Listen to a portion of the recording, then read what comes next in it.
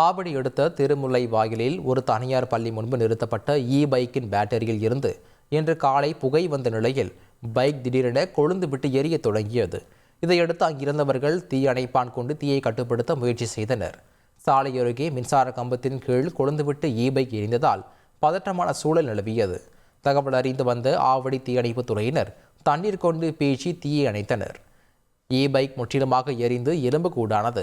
இது பற்றி திருமுல்லை வாயில் போலீசார் வழக்கு பதிவு செய்து விசாரணை மேற்கொண்டுள்ளனர்.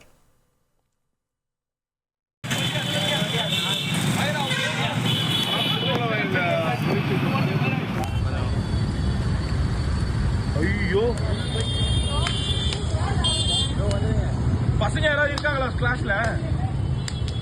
ஒயர் மேல போறீங்கன்னா காம்பவுண்ட் சைடுல இருந்து